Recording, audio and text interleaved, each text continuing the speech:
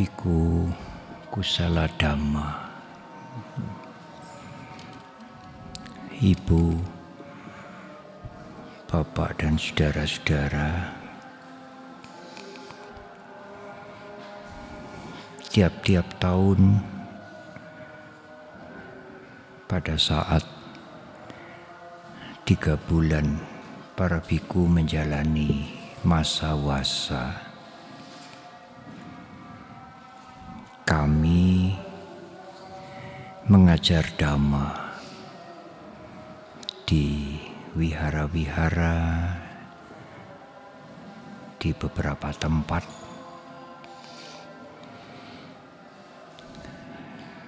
yang berdekatan dengan wihara Mendut.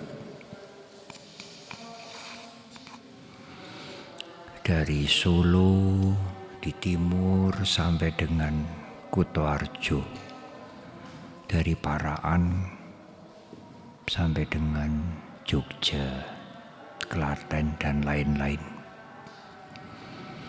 Ada 10 tempat.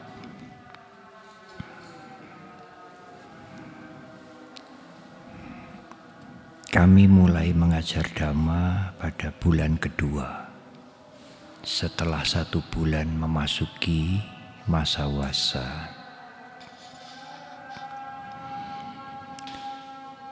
Paraan termasuk yang cukup lama mendapatkan pelajaran Dhamma yang populer disebut dengan Dhamma kelas dalam masa wasa. Sebelum wihara yang bagus ini berdiri, kami sudah mengajar Dhamma pada masa wasa di wihara yang lama. Saya hitung-hitung mungkin sudah hampir 30 tahun.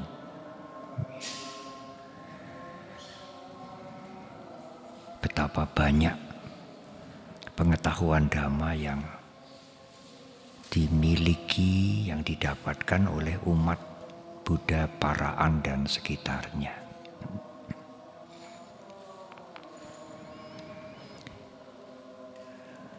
Saya juga merasa bahagia karena tahun ini Wihara Dwipaloka ada Bhante Kusala Dhamma yang berwasa. Apakah Paraan pertama kali ada Bhante berwasa? Sebelumnya belum pernah.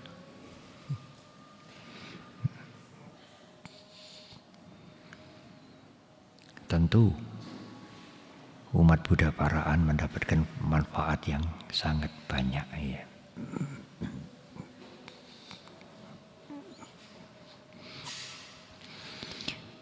Saya menghitung 30 tahun itu karena tahun depan itu wihara Mendut 50 tahun, ya. Bersamaan juga dengan 50 tahun Sangga Theravada. Nah, 30 tahun yang lalu, waktu kami memperingati 20 tahun, itu Pak Andaka menjadi salah satu panitia penerima tamu. Terima tamu yang banyak sekali. Lalu bermalam di sekitar wihara. Belum banyak losemen, hotel hampir tidak ada. 30 tahun yang lalu. Pak Handoko punya pasangan penerima tamu ini Pak Klaten, bukan. Pak Mulyadi sudah mendahului, sudah meninggal dunia. Oleh karena itu tahun depan Pak Handoko harus hadir di Mendut. 50 tahun Wihara Mendut, 50 tahun Sangga Theravada Indonesia. Ya. Sebagai sesepuh, tidak sebagai anggota panitia.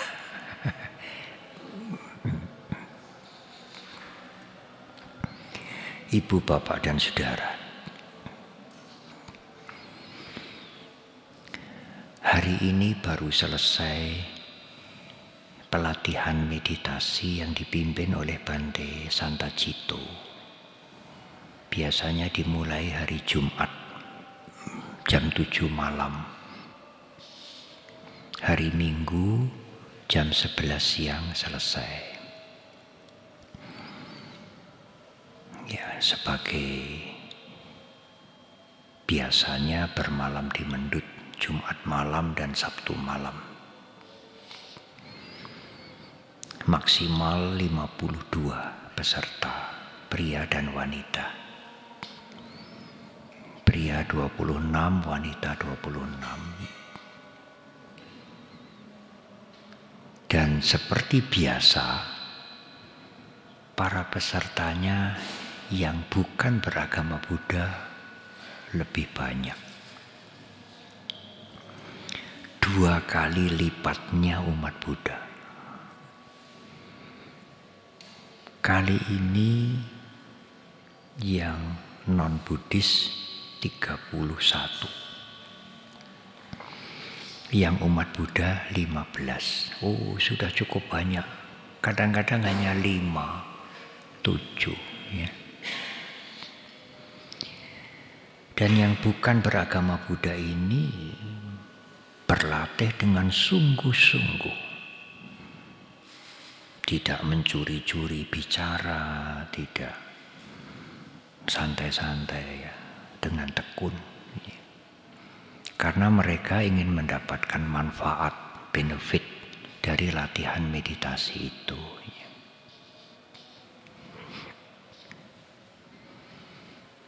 Oleh karena itu, ibu, bapak, dan saudara, sebagai umat Buddha, ibu, bapak, dan saudara, tidak berkelebihan kalau saya mengatakan ibu, bapak, dan saudara sudah benar. Tidak usah ingin pergi yang lain-lain. Apalagi ajaran agama Buddha ini dikenal dengan sumbernya meditasi. Saudara-saudara kami yang lain, dari keyakinan yang lain, juga ngangsu kawruh belajar. Dan tidak hanya belajar, praktek meditasi dengan sungguh-sungguh. Oleh karena itu, kalau kita yang sudah menjadi umat Buddha lalu meninggalkan harta yang berharga itu, aduh, sayang sekali. Yang lain mencari harta spiritual, harta dhamma di tempat kita. Nah, kita yang sudah lama memiliki harta spiritual itu mengabaikan.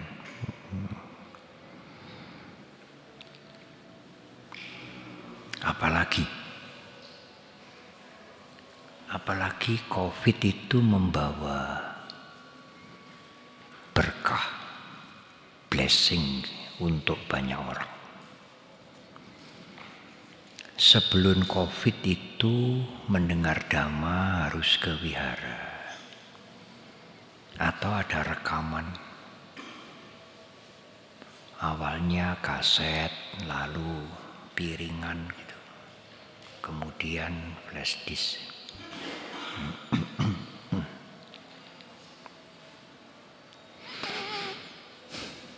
Setelah COVID, banyak sekali rekaman-rekaman. Atau mungkin siaran langsung yang populer dengan nama Zoom. Nah, rekaman-rekaman atau siaran langsung itu bisa didengar, diakses oleh banyak orang. Bahkan di satu tempat, kalau kami memberikan ceramah Dhamma, pada jam yang sama itu umat Buddha yang berada di Amerika, umat Buddha yang berada di Jepang bisa ikut mendengar. Sebelum COVID hampir tidak pernah ada itu.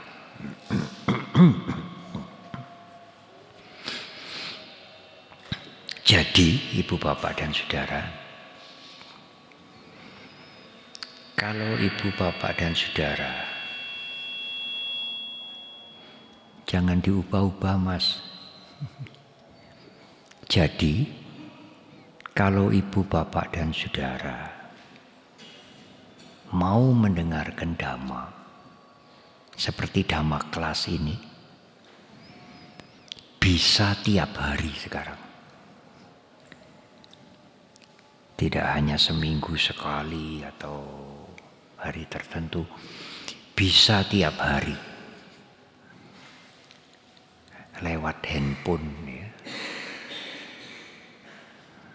Anda bisa mendengar uraian Dhamma dari bermacam-macam biku. Bahasa Indonesia, bahasa Inggris, dan lain-lain. Tiap hari. Bahkan mungkin kalau sehari mau mendengarkan 2-3 kali juga bisa. Banyak sekali. Saya tidak sering membuka, tetapi ada umat yang mengirimkan, Bante ini bagus, Bante ini. Dan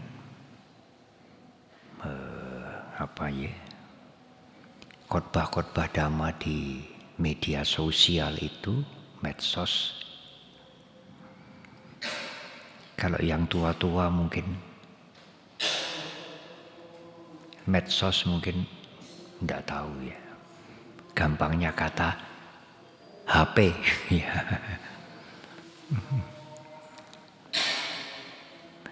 Khotbah-khotbah Dhamma di HP itu ya, apakah rekaman yang dulu-dulu, apakah rekaman yang baru-baru yang dikirimkan kepada saya itu, saya berusaha melihat, komentarnya itu bagus-bagus.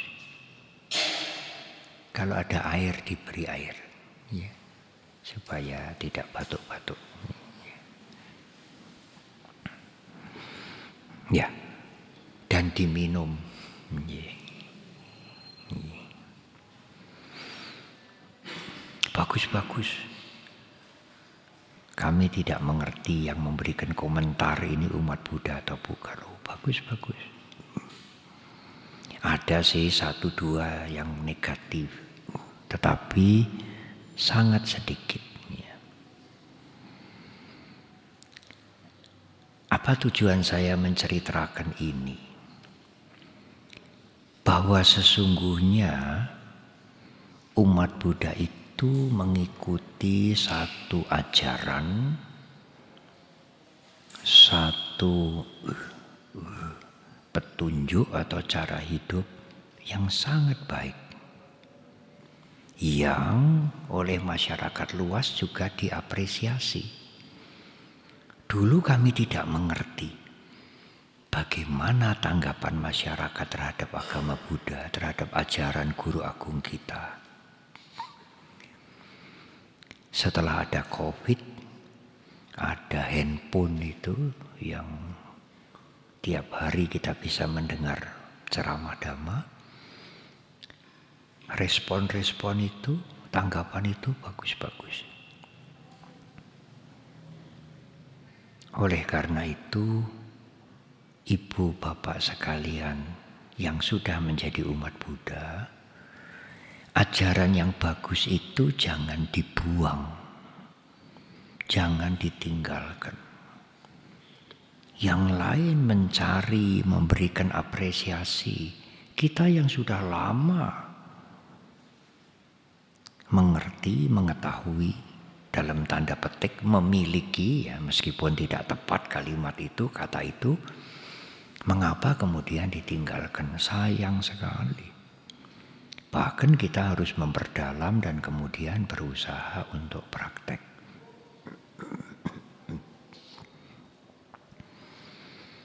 Jadi COVID itu membawa bencana tetapi juga membawa manfaat. Sampai sekarang COVID sudah berhenti. Rekaman-rekaman, Zoom, di mana-mana. Tadi pagi saya mendapatkan cerita dari para biku. Oh Bante, sekarang ya beberapa waktu yang lalu saya juga menengok Bante Utamo di Blitar. Bante Utamo mengatakan, Bante sekarang saya sudah jarang pergi-pergi. Semua sudah online semua. Tadi pagi ada biku yang cerita pada saya, Bante sekarang Bante Utamo punya program MOBO, Meditation Offline, bimbingan online. Jadi bimbingannya lewat handphone, ya, lewat televisi. Tapi meditasinya yang meditasi hadir, tidak dari rumah masing-masing, hadir di wihara. Tetapi pembimbingnya tidak hadir seperti saya ini, pembimbingnya hadir lewat televisi. Meditation online, bimbingan offline. Banyak sekali manfaatnya. Sekali lagi, cobalah belajar Dhamma lebih dalam. Dan berusaha untuk praktek. Sebisa-bisanya ya, sebisa-bisanya. Karena ternyata Dhamma itu sangat-sangat berharga. Sangat berharga sekali. Ada satu seperti dialog ya. Ya tentang agama Buddha, tentang Dhamma, tentang kesadaran, tentang mengendalikan diri.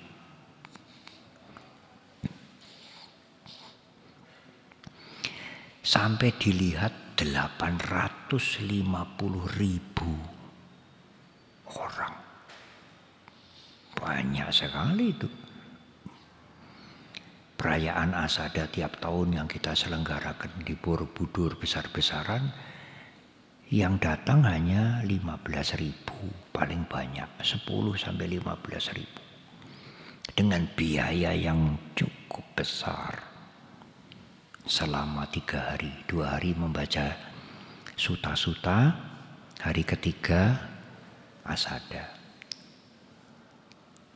Sedangkan wawancara ini lewat handphone ini, ongkosnya hampir sedikit. 850.000 lebih. Kemudian yang memberikan komentar-komentar itu mungkin hampir 1.000 lebih. Dan bagus-bagus. Apakah saudara tidak merasa memiliki sesuatu yang berharga? Yang disebut Dhamma. Ibu, bapak, dan saudara.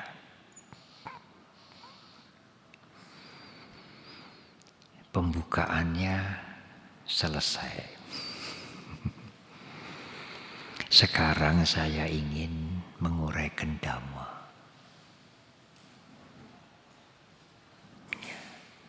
Pembukaan itu kalau di pesta seperti apa ya? Seperti advertiser. Sekarang menu utama.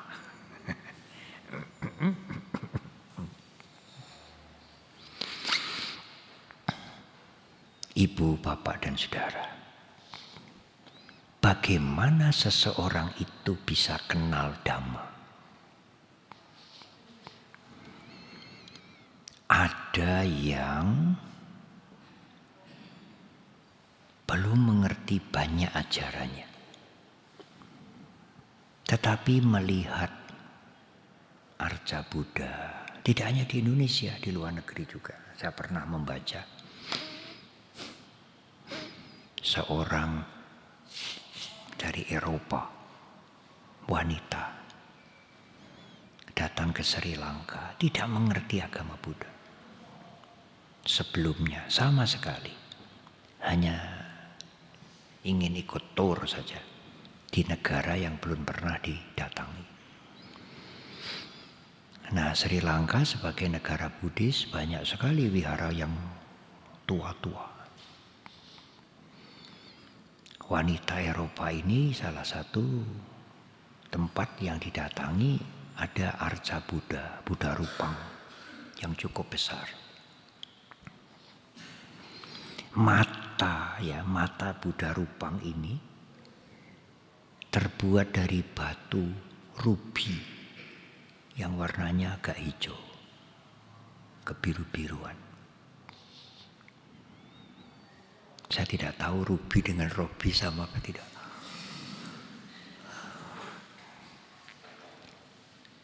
Hanya dengan melihat itu timbul antusias. Senang sekali, adem sekali.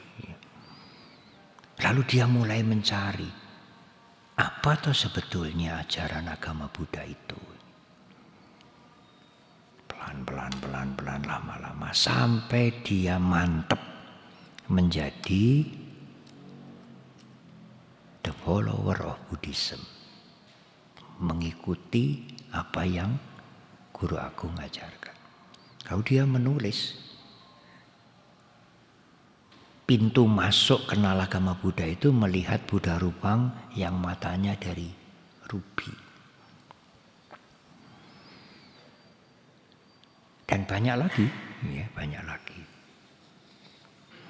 Ada seseorang yang melihat wihara saja. Oh, bersih, ya. Sampah-sampah tidak berserakan. Kemudian umatnya juga menerima dengan ramah.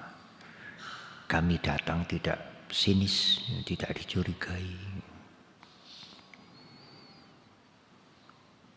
Sebetulnya dia hanya datang begitu saja, ingin tahu. Tetapi apa yang dilihat itu menarik dia untuk ingin belajar.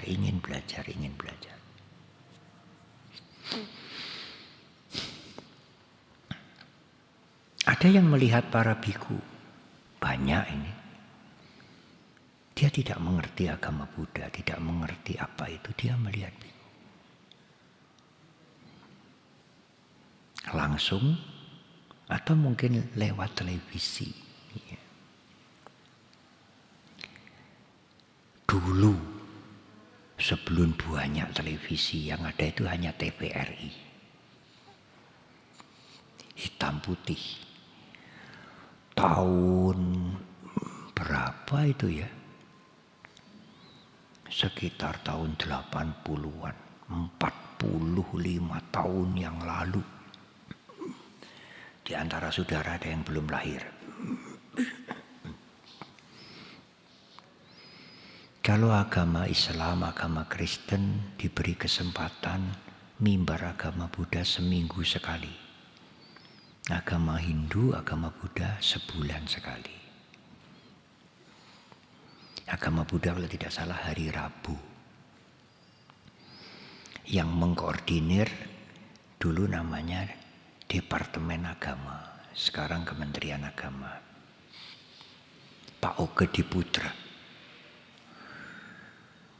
Nah, saya diminta sebulan sekali. Harus membuat naskah. Tidak ada komputer. pakai mesin ketik, tek tek tek tek tek tek. Rangkep 5, pakai karbon yang hitam itu. Naskahnya harus dimasukkan 2 minggu sebelumnya, dikoreksi oleh yang bersangkutan. Kemudian saya datang. Tidak ada rekaman, langsung. Tidak boleh interaktif seperti sekarang. Ada yang bertanya lalu menjawab. Ada naskah, naskahnya dikoreksi, membaca. Tahun 80, 81, 82. Beberapa waktu yang lalu saya itu diundang ke Kalimantan. Tarakan mungkin, lalu masuk ke satu tempat, naik perahu yang kecil tapi panjang lewat sungai, jalannya cepat sekali. Di dekat saya itu ada seorang ibu-ibu memakai penutup kepala. Dia bertanya, apakah biku yang dulu sering yang saya lihat di televisi? Kapan Ibu? Kira-kira 35-40 tahun yang lalu. Saya masih umur 10-11. Masih SD, SMP. TVRI. Oh ya. Ya betul Ibu. Saya berpikir sudah lama sekali. Hampir 40 tahun. Tapi Ibu ini masih ingat. Dan punya kesan baik.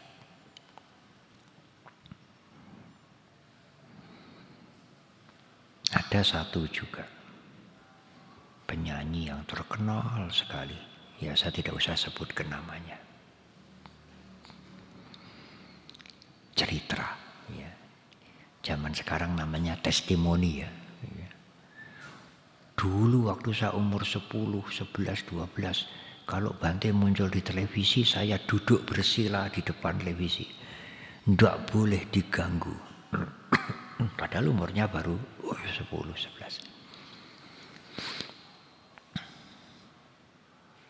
Penyanyi ini mengerti dhamma banyak.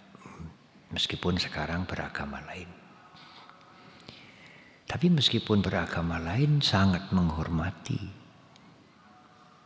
respek kepada agama Buddha.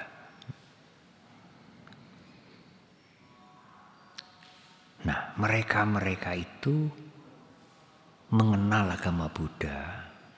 Pintu masuknya itu boleh dikatakan sederhana. Terpesona dengan arca Buddha, tertarik dengan wihara yang bersih. Karena mungkin kebanyakan wihara tidak bersih seperti di Wipaloka ya. Udah karu-karuan di mana-mana, barang-barang. Atau tertarik melihat biku. Ya. Dari situ lalu kemudian belajar. Boleh dikatakan bahwa dari melihat itu bisa timbul saddha, keyakinan.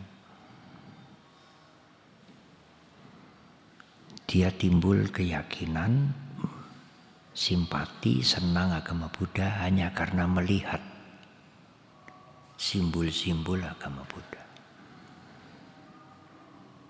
Tetapi ada pintu yang lain. Orang ini ingin tahu.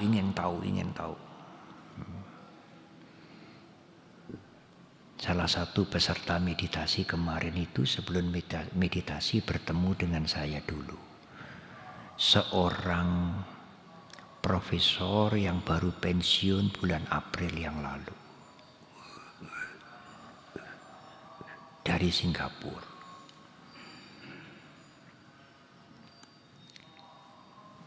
Beliaunya mengatakan, Bante kalau mau menceritakan saya boleh, tapi nama saya jangan disebut. Semula saya kira keturunan India atau Sri Lanka. Namanya itu seperti Pali. Pensiunan guru besar, profesor dari Nanyang Technical University, NTU. Setelah ketemu, saya kira Prof keturunan India. Bahasa Indonesianya bagus sekali. Saya lahir di Jakarta, Bante. Orang tua saya dari Jakarta. Saya lama di England. Kuliahnya sampai doktornya di England. Lalu mengajar di Singapura. Saya baru saja pensiun. Saya banyak mendengar dan ingin tahu tentang ajaran agama Buddha dari YouTube, dari handphone lah. Karena itu saya penasaran, ingin tahu yang lebih. Dan kebetulan saya mendengar ada meditasi di Mendut, saya ingin ikut. Meskipun juga sudah pernah ikut meditasi di Singapura, di Brahm Center katanya ya, yang bimbingannya Ajahn Brahm Center di Singapura. Tapi ya bukan Ajahn Brahm yang membimbing, hanya namanya Brahm Center. Macam-macam yang ditanya. Dan dia mencari. Tetapi pada waktu bertemu dengan saya itu, ya sudah boleh dikatakan nyaman dengan ajaran agama Buddha. Proses mencari-carinya sudah rada lama. Jadi waktu ke Mendut itu hanya konfirmasi.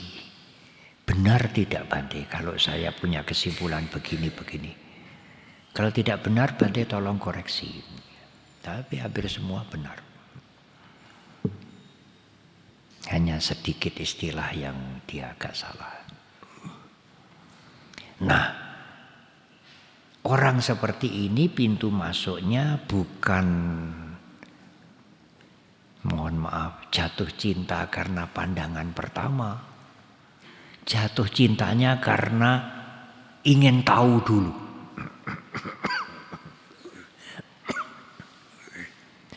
Ingin tahu sampai apa ya? Sampai dia merasa puas mungkin ya. Puas dalam tanda petik ya, karena puas itu tidak ada puasnya. Maaf.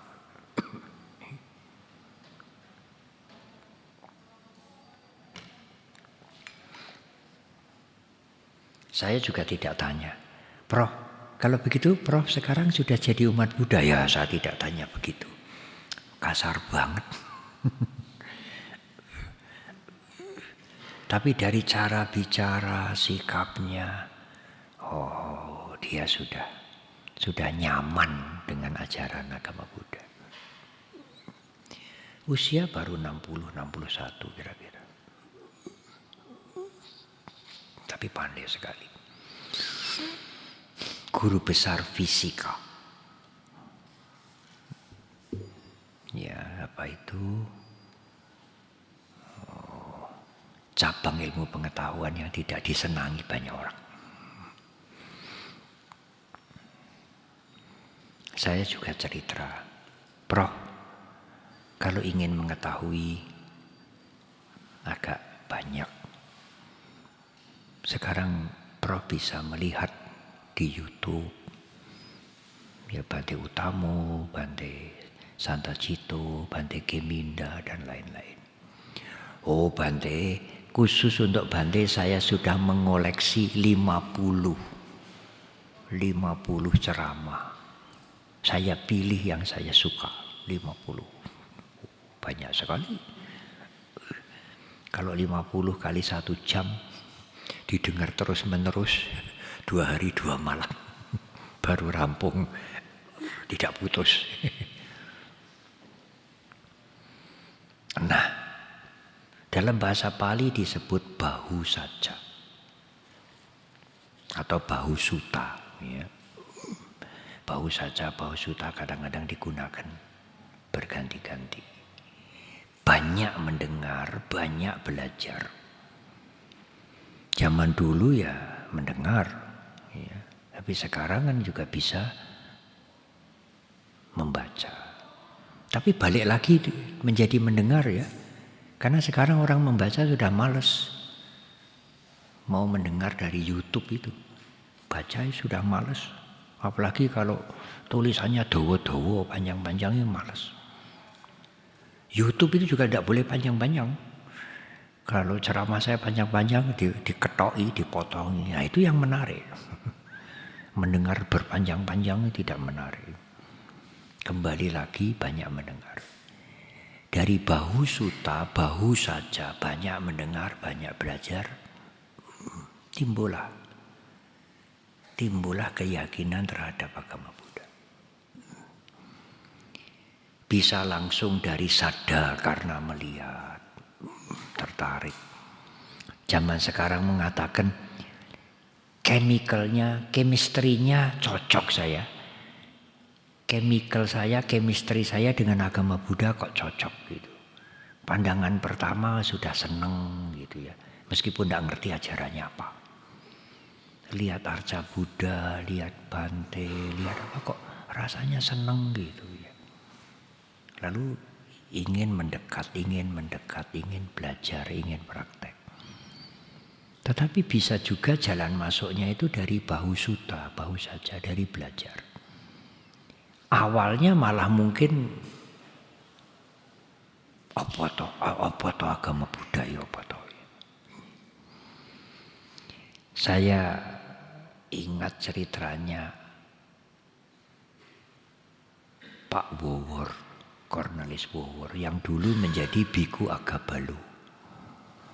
Ini boleh diceritakan sebut namanya karena sudah meninggal dunia. Pak Wowor itu pernah berdebat dengan satu biku di Manado di sana. Dalam perdebatan itu Pak Wowor minum dulu mas supaya tidak batuk-batuk terus. Ya.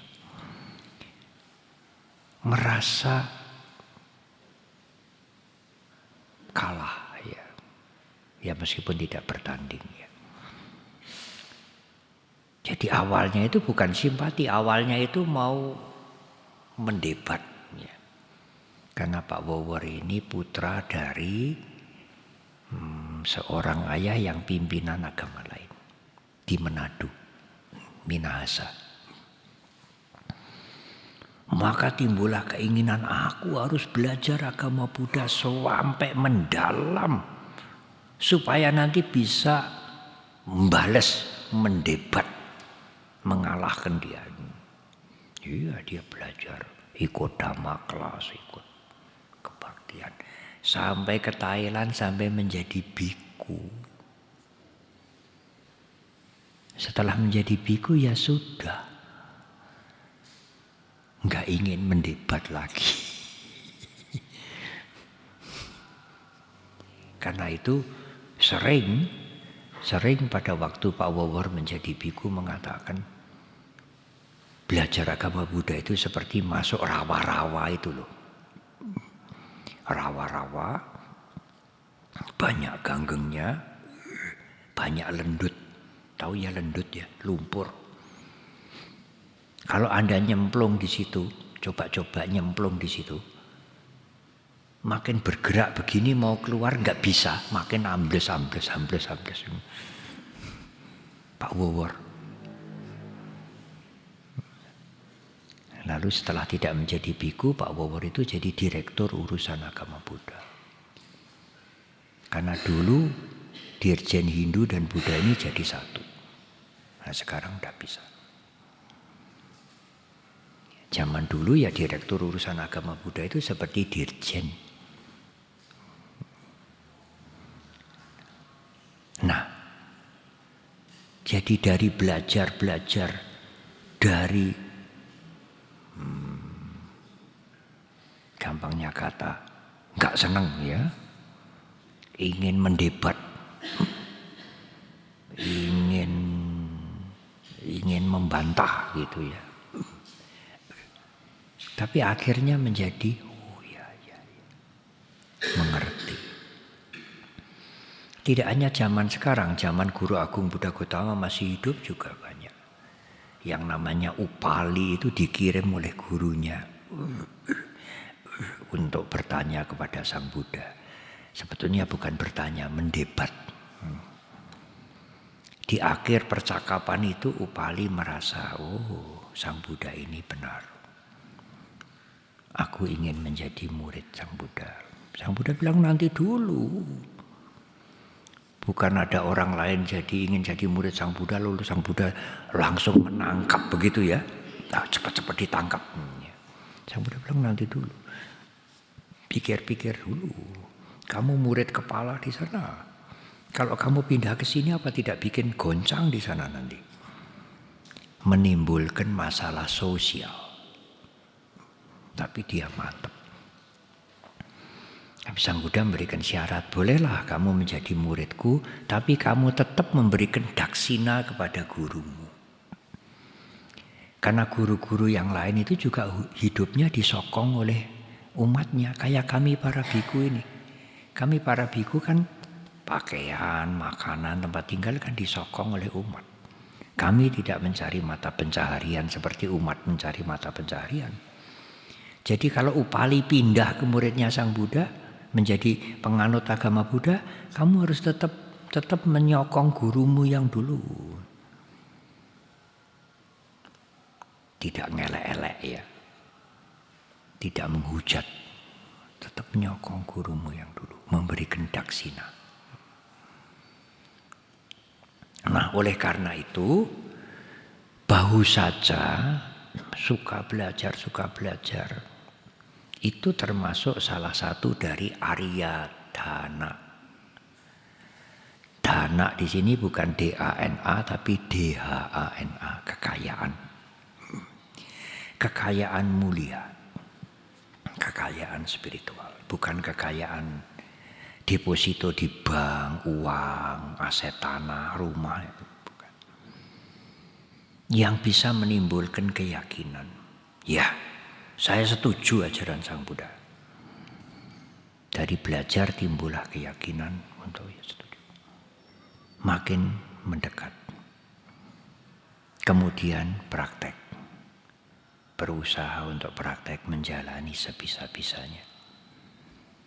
Sada keyakinan itu juga Arya Dana, salah satu Arya Dana. Kekayaan mulia. Ada seorang pemikir Buddhis kemudian yang mendefinisikan sada dalam agama Buddha itu mengandung 3 unsur. Unsur mengerti, pengertian. Jadi tidak waton percaya itu tidak. Percayanya itu karena ngerti. Yang saya yakini ini siapa toh? Sang Buddha itu siapa toh? Ajarannya itu bagaimana toh? Yang kedua ada unsur ingin mendekatkan diri kepada yang diyakini, kepada Triratna. Upasaka atau pasika itu arti letterleknya kan orang yang duduk di dekat. Dekat siapa? Dekat guru. Zaman dulu kalau orang menjadi murid itu harus duduk di kakinya guru ini. Kalau gurunya mengajar ajaran. Orang-orang yang duduk bersimpuh di kakinya sang guru ini dikatakan murid. Orang yang duduk dekat sang guru. Upasaka, upasika itu orang yang duduk di dekat Triratna. Unsur yang ketiga, keyakinan Anda itu harus mendorong Anda untuk menjalani yang Anda yakini. Kalau hanya agama Buddha bagus loh, hebat, luar biasa. Tapi tidak ada niat untuk praktek. Apakah menjalankan sila, apakah melatih meditasi, tidak. Hanya muji-muji terus. Nantang orang untuk berdebat. Ya keyakinannya tidak lengkap. Jadi keyakinan itu Ada unsur mengerti, kemudian ingin mendekatkan diri, dan ingin melakukan. Itu sebetulnya prinsip ilmu pendidikan modern. Ingin mengerti itu kognitif. Kemudian ingin mendekatkan diri itu kognitif. Yang satu lagi lupa saya istilahnya. Unsur emosi. Yang terakhir psikomotorik. Psikomotorik itu ingin melakukan. Mengerti, menerima itu mendekatkan diri. Enggak hanya belajar lalu oh ya agama Buddha masuk akal, benar ya masuk akal. Enggak hanya begitu, tapi juga aku mau menerima kok. Dan dengan menerima itu melaksanakan 3M, mengerti, menerima, melaksanakan.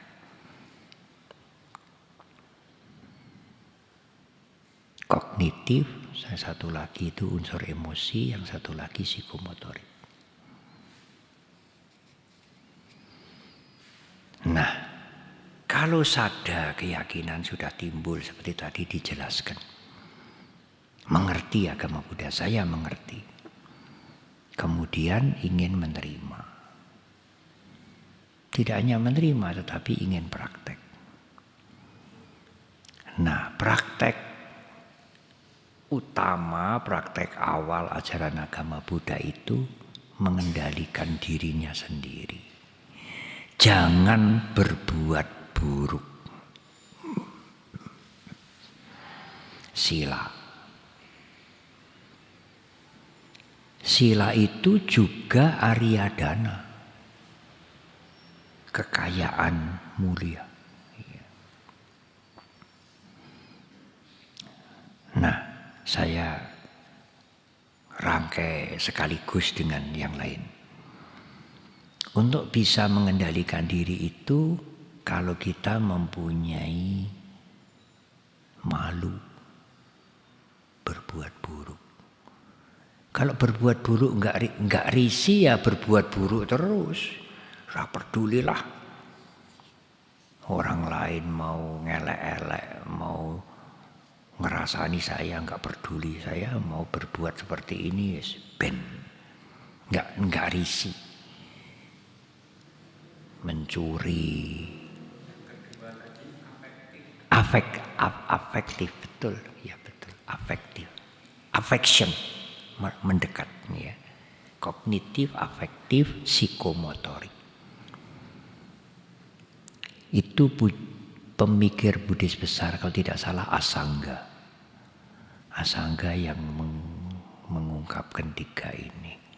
Itu oleh Bhante Walpola Rahula ditulis di buku beliau What's the Buddha Thoughts yang diterjemahkan menjadi Dhammasari.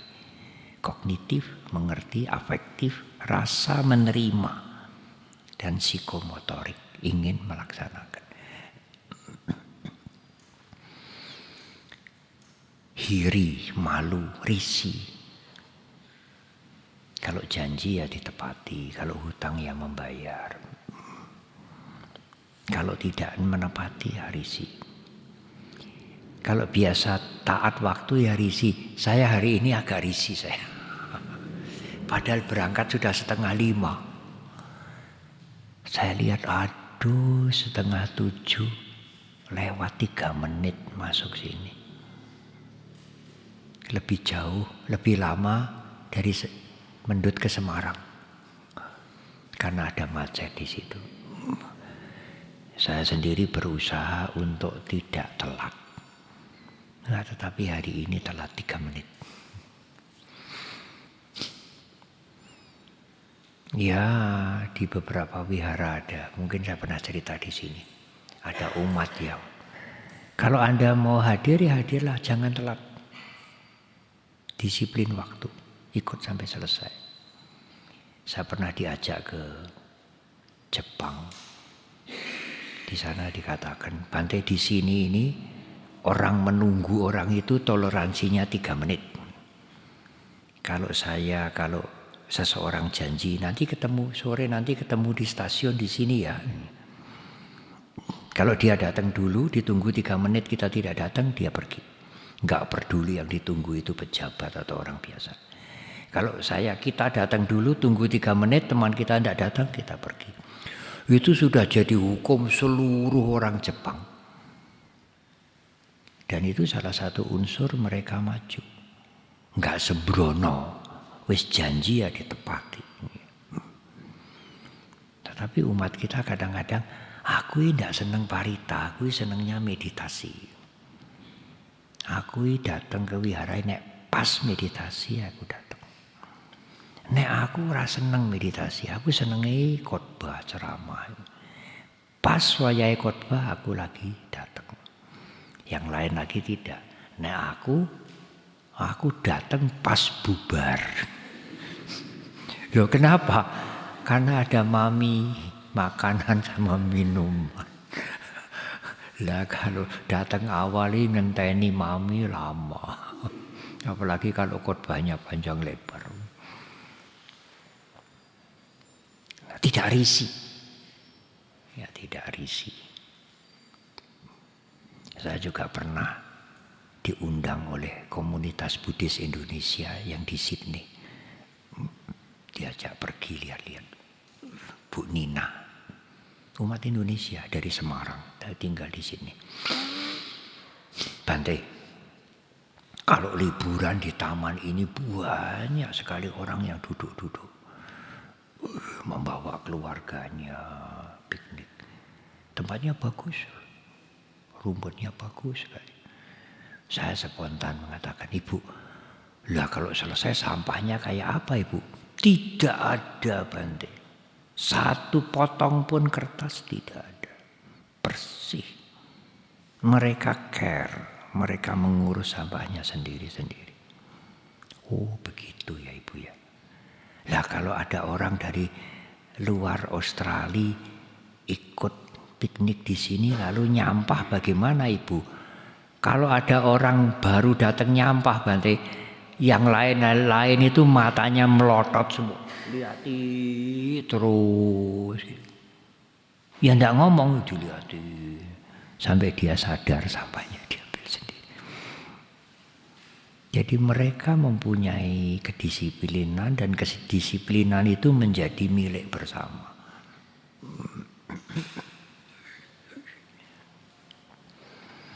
Ada cerita lagi. Kesebelasan Jepang sepak bola kalah di Doha. Kalah. Orang-orang Jepang yang jadi penggembira itu melihat kesebelasannya kalah. Selesai pertandingan, bawa karung, bawa kantong, jumputi sampah-sampah itu. Sak stadion itu. Cerita itu nyebar kemana-mana. Hanya jumputi sampah itu. Ada orang bertanya, ya itu kan di negara orang lain dia akan menunjukkan begitu. Di negaranya sendiri, lebih telitinya ini. Itu sudah jadi habit, kebiasaan baik. Lihat sampah itu risih, apalagi dia yang nyampah. Terus terang saja ini bukan rahasia. Kalau di Indonesia bagaimana? Kesebelasannya kalah, kursi diuncal-uncal ke, kocok-kocok dipecahi, apa itu pintu dirubuh ke, apa enggak rugi? Dan tidak risih. Kalau sudah melakukan gitu, lego itu ya. Coba ini diingat-ingat ini. Kemudian otapa, takut akibat dari kejahatan itu. Ada satu cerita di satu negara, masyarakat kita, ya teman kita dari sini. Setelah selesai kuliahnya ngelamar kerjaan, Mungkin di Singapura. Mungkin. Pandai dia. Kemana-mana tidak diterima. Sampai dia mengadu kepada tempat masyarakat bisa mengadu ke pemerintah. Kenapa saya tidak diterima di perusahaan ini, di sini, di situ? Salah saya apa? Kenapa saya didiskriminasi begini? Dicari sebabnya. Orang ini namanya ini. Nah, ketahuan. Saudara atau saudari, saudara itu naik bis umum, orang bayar. Lah kok tahu? Lah itu ada kameranya. Naik turun gitu aja. Ya, saya lupa membawa uang waktu itu. Ya kalau 1-2 kali ya boleh dikatakan lupa. Tapi rekamannya itu banyak. Tidak takut akibatnya. Karena mungkin dia kan ini karcis bis nggak seberapa. Atau saya bukan korupsi geden-gedenan. Anda punya integritas. Konsistensi membawa integritas. Konsistensi itu apa toh? Kalau melakukan yang baik, kalau disiplin, taat waktu, ya itu dilakukan terus. Apapun keadaannya nggak berubah. Dilihat orang, nggak dilihat orang, dipuji, nggak dipuji, tidak berubah. Itu namanya konsisten. Kalau Anda ajak konsisten gitu, Anda punya integritas. Integritas itu ya, wah ini bahasa Indonesianya sulit. Integritas itu ya sifat yang Anda bawa. Menjadi karakter, menjadi sifat Anda. Saya pernah mengantar juga seorang biksu dari Jepang dengan umatnya satu. Lihat candi-candi. Sudah selesai di Candi Sewu sana, naik mobil, ya Mas Budi yang sopir. Sudah naik ke atas mobil, umatnya yang Jepang itu turun lagi, nyari-nyari. Kami tanya, Anda nyari apa? Nyari tong sampah. Nyari tong sampah, sudah naik di mobil. Karena di mobil kita tidak ada tong sampahnya. Jadi dia turun nyari tong sampah. Nggak ada tong sampah. Lalu umat yang ikut saya itu mengatakan, loh mobil kita ini kan parkir di tong sampah toh yang gede segini ini. Kamu buang aja. Kamu buang aja seenak kamu. Kita ini di dalam tong sampah. Jadi Risi kalau biasa membuang sampah di tong sampah. Lalu sekarang mau brung gitu, risi. Meskipun itu hanya kertas kecil. Bungkus permen. Nah, risi berbuat buruk, otapa, takut akibatnya, itu juga Arya Dana, kekayaan mulia.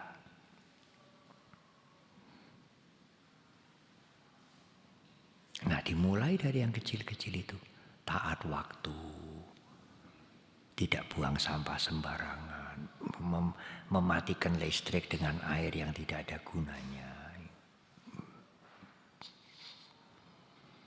Karena kalau Anda tidak risih berbuat buruk, akibatnya itu berantai loh. Paticca Samuppada, saling sambung menyambung. Kalau misalnya ada traffic light, kalau sudah wayahe kuning ya sebentar lagi hati-hati mesti merah. Wayahe kuning luwih cepet, merah sangsaya cepet. Nanti kalau dari sini jalan kan kamu ditabrak, saya tanggung jawab. Tunggu dulu. Yang jadi korban tidak hanya Anda. Kalau Anda nanti ditabrak di tengah-tengah itu lalu lintas dari sini bisa macet. Apalagi kalau jam kantor. Kalau lalu lintas macet, yang mau sekolah, mau ke kantor, mau ke rumah sakit, yang istrinya mau babaran, bisa terlantar semua. Karena nggak bisa jalan, macet. Karena Anda sendiri satu orang sembrono. Lalu timbul masalah di tengah-tengah itu. Ingat itu, ingat itu, ingat itu. Bahwa kalau saya melakukan yang buruk, rentetannya itu, rantainya itu panjang sekali.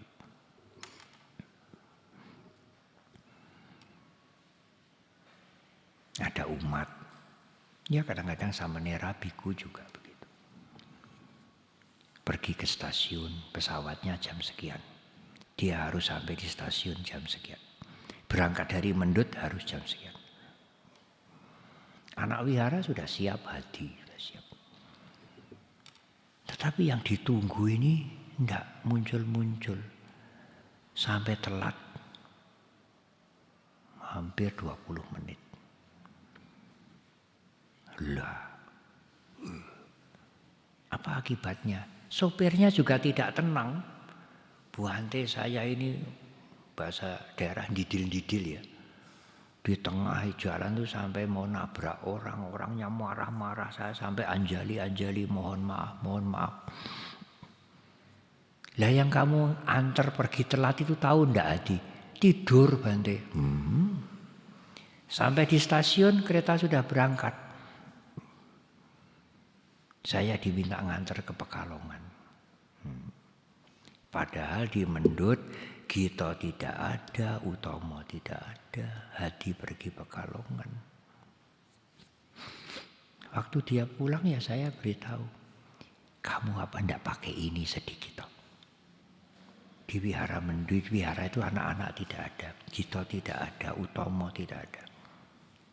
Siapa nanti yang urus makanan segala macam ini? Minimal ada satu.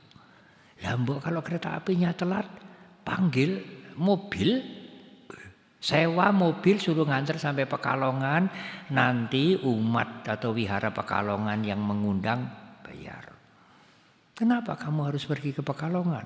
Mendut ditinggal. Rentetan masalahnya dowo. Hanya karena berangkatnya telat. Kalau dia berangkat gasik sedikit, tidak terjadi rentetan begitu. Jadi dari cerita ini tolonglah. Jangan delenger, jangan telat waktu, disiplin, jangan buang sampah sembarangan.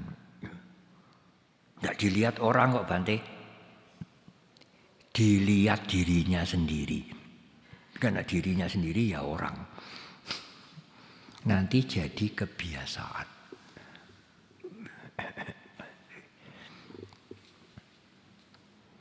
Waktu Pak Wowor sudah tidak menjadi biku, menjadi pejabat, kami pergi ke Myanmar waktu itu dengan Pak Dirjen, dengan beberapa pejabat. Nah, Pak Wowor ada sedikit diabetik. Karena itu kalau lemes kadang-kadang ya makan permen. Nyak sanggup permen. Satu hari dia makan permen. Cari-cari tong sampah kok nggak ada bungkusnya. Bungkusnya permen itu dimasukkan saknya lagi. Saya bilang, Pak Wowor, bungkusnya kok disai lagi. Iya Bante, ini papa saya dulu kalau ngajari begitu. Oh iya. Kalau kamu tidak dapat tong sampah, sampahnya itu harus disai sendiri. Nanti dibawa sampai ada tong sampah, dimasukkan tong sampah. Oh bagus banget. Apa yang diberikan ayah ibunya itu tidak mudah hilang. Sampai menjadi biku, sampai sudah tidak jadi biku. Itu hal-hal yang baik. Apakah Anda sudah pernah berpikir memberi contoh yang baik begitu untuk anak-anak Anda?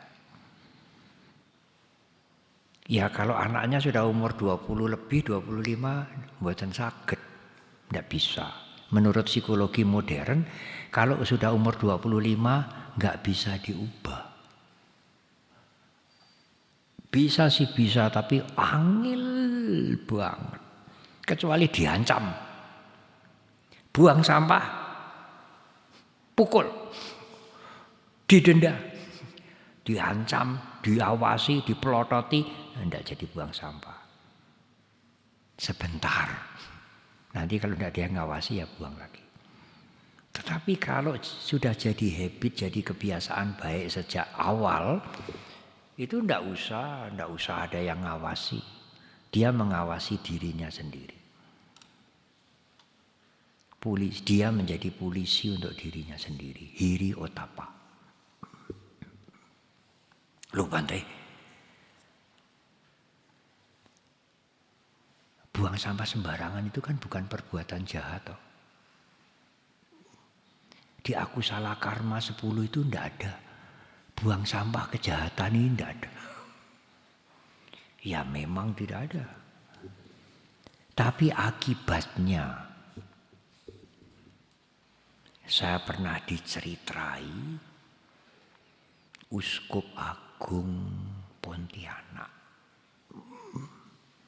Waktu mentasbiskan pastor baru di Kendungan sana, saya diundang. Beliau cerita, ya seperti ini, yang sederhana-sederhana, buang sampah, disiplin waktu.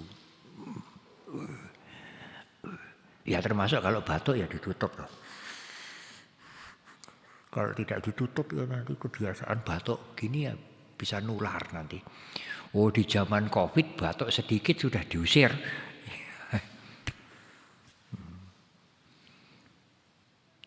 Uskup Agung Pontianak mengatakan, ada anak-anak muda yang sedang makan-makan, ada jajanan, ada apa.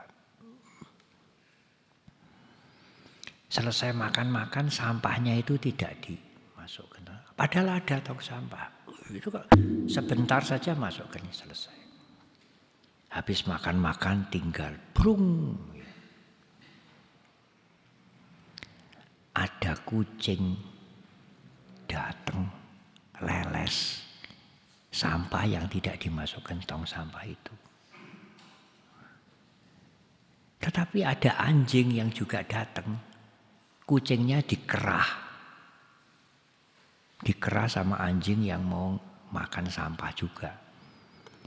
Yang punya kucing lihat. Aduh kucingku dikerah asu tetangga sana.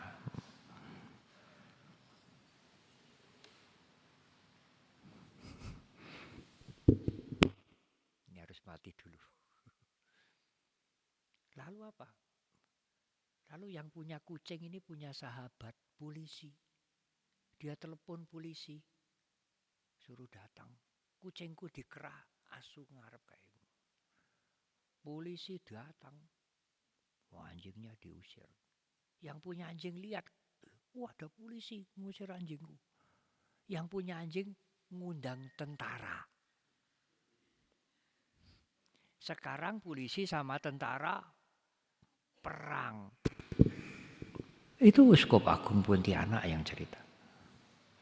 Coba kalau itu sampahnya dimasukkan tong sampah, ada tong sampah tutup, ndak ada anjing sama kucing yang keran. Enggak ada aparat yang perang.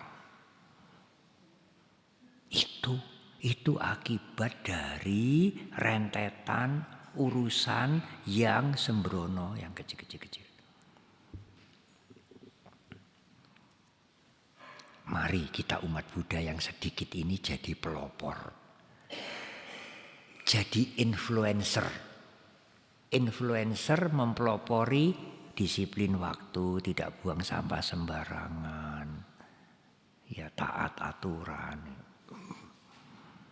Kalau satu orang bisa menginfluen 100 orang kan bagus ya. Kalau umat Buddha ada 2 juta, 200 juta bisa diinfluen ya. Bukan dengan khotbah ceramah begini, dengan tindakan yang nyata. Dulu di Jogja saya diceritai ada kepala sekolah. Kalau tidak salah sekolah Bhinneka. Itu mendidik muridnya dengan contoh. Disiplin, taat waktu. Ada muridnya itu yang buang ludah sembarangan. Dia tidak marah, tidak membentak. Dia ambil tisu, ludah muridnya ini diambil separuh. Lalu muridnya diundang, kamu ambil yang separuh. Karena ini ludahmu, saya sudah ngambil separuh. Dengan cara itu si murid tidak berani meludah lagi di lantai. Seenaknya. Karena kepala sekolah ngambil separuh. Tapi dia disuruh ngambil separuh. Saya pikir hal-hal seperti ini kalau umat Buddha bisa jadi pelopor, influencer. Bukan influencer provokator yang buruk-buruk. Influencer untuk memberikan contoh yang baik-baik. Saya mengalami sendiri. Tidak banyak saya kasih instruksi kepada anak-anak. Tapi kalau ada sampah ya saya bersihkan, lampu tidak ada gunanya saya matikan. Anak-anak itu lama-lama ya tahu sendiri, niru. Dan kalau nanti dia tidak bekerja di wihara Mendut lagi, pindah ke tempat lain, mungkin bukan wihara di tempat yang lain, apa yang dia lakukan itu akan dilakukan di sana juga. Itu menjadi kekayaan juga toh, kekayaan batin bagi dia. Karena sila itu ada pakati sila, ada panyati sila. Pakati sila itu sila yang alami. Jangan membunuh, jangan menyakiti, jangan mencuri, setia pada pasangan, jangan ngapusi. Itu pakati sila. Itu di semua keyakinan agama ya diajarkan meskipun tidak diberikan nama Pancasila atau sila. Orang-orang tua yang tidak ngerti agamanya apa juga dari awal sudah ngajari anak-anaknya, jangan mateni loh, jangan nyakiti, jangan ngapusi, jangan nyolong. Tetapi ada panyati sila. Panyati sila itu sila yang dibuat, bukan sila alami. Tidak membunuh, tidak menyakiti, tidak mencuri, tidak nyolong, tidak ngapusi itu dulu, sekarang, nanti itu berguna terus. Tapi ada sila yang dibuat. Yang membuat siapa Bante? Ya manusia. Atas kesepakatan bersama untuk tujuan ketertiban, keharmonian, kerukunan. Seperti merah berhenti, itu di kitab suci ya tidak ada. Tapi seluruh dunia ya merah berhenti. Kuning hati-hati, hijau jalan. Winaya-winaya yang kami lakukan ini juga panyati, Budi katakan Buddha panyati. Sila yang dibuat oleh Sang Buddha.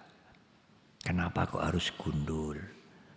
Apa punya rambut itu berbuat jahat apa deh? Ya kagak. Tapi Sang Buddha mempunyai aturan dengan alasan tertentu. Supaya sedikit kebutuhan dan lain-lain. Kenapa kok sebelah kanan terbuka, tidak sebelah kiri? Itu juga Buddha panyati. Dan lain-lain, dan lain-lain. Banyak sekali Buddha panyati. Yang bukan pakati sila, yang dibuat oleh Sang Buddha dengan alasan tertentu untuk kerukunan, ketertiban, kerukunan. Karena para biku hidup bersama. Oh, di mana-mana ada.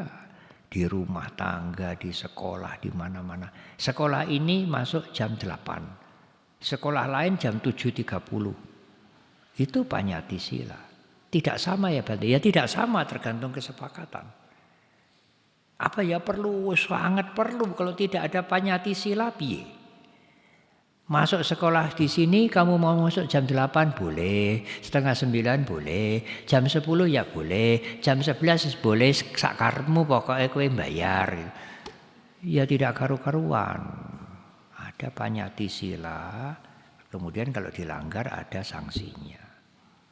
Dan itu dibuat bukan 1-2 orang sewenang-wenang atas kesepakatan bersama. Ya itu harus dijaga. Masuk rumahnya orang ya, tok, permisi. Oh blusuk begitu. Saya nggak nyuri kok, saya nggak nyolong, saya nggak berbuat jahat. Iya, nggak berbuat jahat sih nggak berbuat jahat. Tapi itu kurang ajar. Itu bisa menimbulkan masalah bagi rumah tersebut. Ya sama seperti dulu ada yang mengatakan, apa KTP perlu toh? Biku-biku ini apa ya, paspor perlu toh? Yang penting kan tidak berbuat jahat, apalagi banyak berbuat baik. Iya, perlu tidak jahat sih tidak jahat.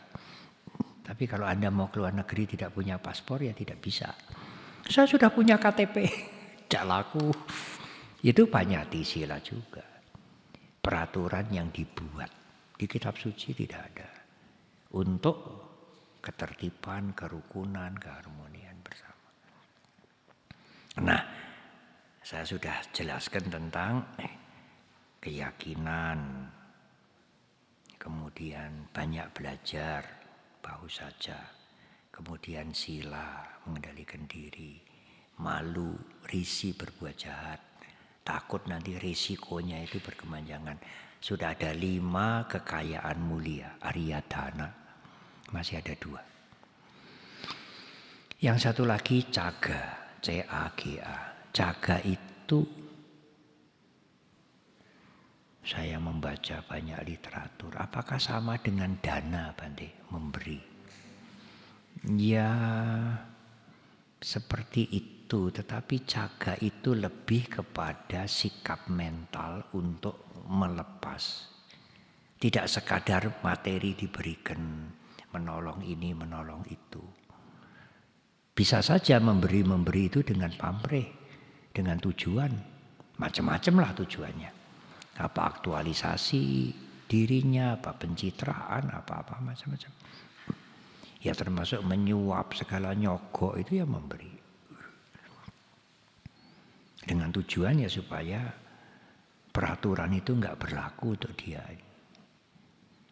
Yang diberi suap itu ya tanya, ini Anda ikhlas? Ikhlas Pak. Nah, kalau sudah dijawab ikhlas Pak, sah. Bukan kejahatan.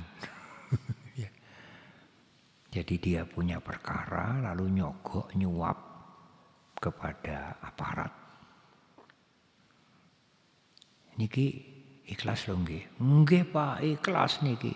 Nggih. Nah, nek sudah ikhlas ya sah. Bukan kejahatan. Yang nyogok ya bukan kejahatan, yang terima juga bukan kejahatan. Nah, caga itu tidak sekedar memberi materi, tapi sikap mental untuk memotong, melepas apa yang dianggap jadi miliknya. Apakah memberikan uang, memberikan pakaian, apakah memberikan pertolongan, tidak ada keinginan untuk aku rugi apa ora iki ya. Iki engko entuk apa iki? Manfaate ngopo iki nek aku memberikan begini? Tidak. Saya memberi karena ini tujuannya baik untuk menolong dia. Memotong ikatan atas kepemilikan. Yaitu caga. Nah itu juga kekayaan Arya, kekayaan mulia, Arya Dana yang ke-6. Yang ke-7 Panya Danang. Kekayaan Arya yang disebut dengan Panya. Kebijaksanaan. Banyak terjemahan sih, ada yang menerjemahkan kearifan. Bahasa Inggris juga ada beberapa istilah yang digunakan untuk menerjemahkan Panya. Penjelasan yang sering kita mendengar, kita bisa mendapatkan wawasan yang jernih dari belajar bahu saja itu, bahu suta. Suta maya Panya, banyak mendengar. Sekarang termasuk banyak membaca. Cinta maya Panya dengan menggunakan otak kita ini. Dengan menggunakan nalar kita ini kita bisa mendapatkan kebijaksanaan. Tetapi juga bawa nama yapanya.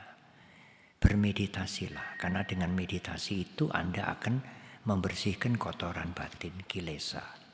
Dan kalau kotoran batin itu berkurang, tidak ditutupi keserakahan, kebencian, keakuan, Anda akan melihat segala sesuatu sebagaimana adanya. Adanya apa, Bante? Tidak kekal. Apa saja yang kumelip di alam semesta ini tidak kekal. Barang, orang, keadaan yang kamu senangi, kamu cintai, kamu sukai, kamu cocoki, tidak kekal. Barang, orang, keadaan yang kamu tidak senang, kamu sengit, kamu benci, ya tidak kekal. Anda sendiri ya tidak kekal. Sampai yang dalam sana yang disebut dengan mental, dengan yang halus-halus, tidak ada yang kekal.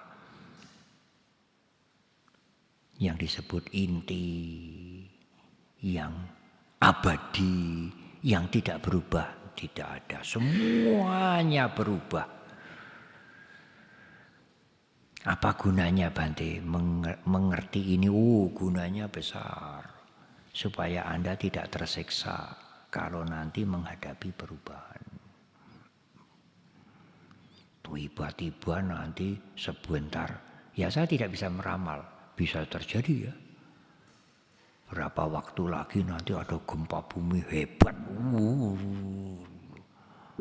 Termasuk wihara ini mungkin rubuh mungkin. Aduh. Ya wis piye meneh. Ya wis. Mau apa?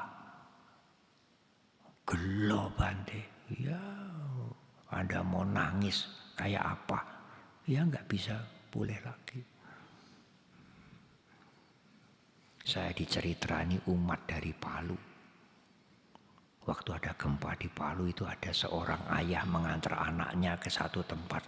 Seperti mau belajar itu. Anaknya sampai ke tempat itu, orang tuanya pulang. Baru berapa ratus meter ada gempa, ada hebat. Orang tuanya nengok ke belakang. Desa tempat anaknya tadi diantar hilang. Hilang sama sekali. Habis. Namanya likuifaksi. Jadi tanahnya muter gitu, sedot. Entek. Itu bisa terjadi di sini, Bante. Bisa. Kapan terjadinya, Bante? Mbuh. Tidak tahu. Tapi bisa terjadi. Saya pernah juga diminta meresmikan wihara korban tsunami di Aceh yang dibangun 9 tahun baru selesai, milik Mahayana Biksuni Jungkai. Saya diminta datang memberikan ceramah, ikut tanda tangan prasasti dan diajak jalan-jalan. Ada lapangan luas sekali, rumputnya hijau bagus, nggak ada bangunan sama sekali.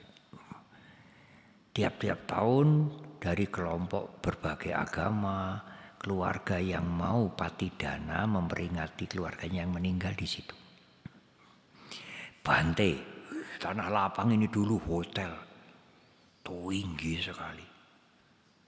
Waktu gempa itu hotelnya itu ambles, saisi-isinya. Ada mobil, ada manusianya, ada segala macam perabotan, rata dengan tanah. Saya katakan, apa enggak digali? Enggak usah, Bante. Dan mungkin kalau digali, hotelnya itu tidak ada di bawah itu. Entah sudah pergi kemana. Mungkin yang dikatakan di Nidi Kandasuta seperti itu. Harta yang ditanam di bawah pergi, yaka-yaka, naga-naga. Itu karena tanah di bawah ini bergerak. Jadi kalau Anda menanam harta di sini, tanah di bawah ini bergerak. Nanti hartanya bisa muncul di Solo. Besok kalau Anda gali, orang ketemu. Sapa sing nyolong? Zaman dulu mungkin dikatakan raksasa, yaka, naga. Ya, ilmu pengetahuan mengatakan lapisan tanah ini bergerak. Anda, kita semua harus siap perubahan. Terutama perubahan yang ora enak. Perubahan yang enak-enak, oh siap. Tiba-tiba untuk hadiah. Sore-sore diantri makanan gitu ya. Zaman saya kecil itu ada peribahasa, makanan yang paling enak iwak teri gitu ya. Teri itu diantri. Tidak tuku, tidak bayar. Perubahan yang enak-enak, naik pangkat. Ya, kita tidak banyak persiapan mental, tapi perubahan yang tidak menyenangkan harus siap-siap. Anicca. Nah, itulah saya berbicara sudah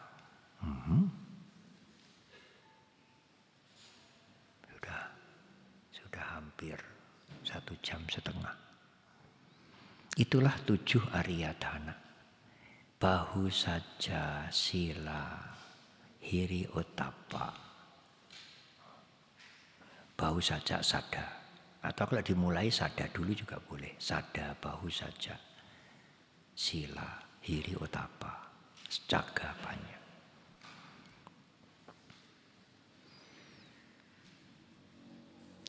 Semoga uraian ini membawa manfaat. Tidak hanya, saya mengerti, tetapi juga menerima dan berusaha untuk melaksanakan. Semoga bisa menjadi influencer. Tapi tujuan utama kita berbuat yang baik itu bukan menjadi contoh, bukan.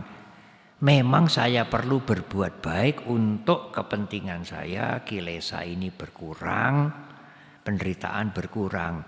Bahasa Jawa, gene bisa dicontoh liane, syukurlah gitu ya. Tapi kita berbuat baik, praktek dhamma itu bukan semata-mata supaya dicontoh liane, bukan. Untuk kepentingan kita ini loh. Kita perlu sekali. Nah, yang kita lakukan ini kalau bisa berguna untuk orang lain, syukurlah. Tapi kita berbuat baik bukan semata-mata untuk orang lain.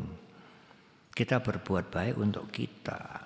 Dan kalau kebaikan itu berguna untuk anak, untuk lingkungan, syukurlah. Akan memberikan manfaat.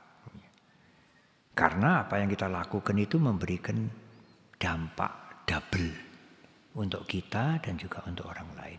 Kejahatan yang kita lakukan juga memberikan akibat double. Merugikan orang lain, merugikan kita juga. Terima kasih.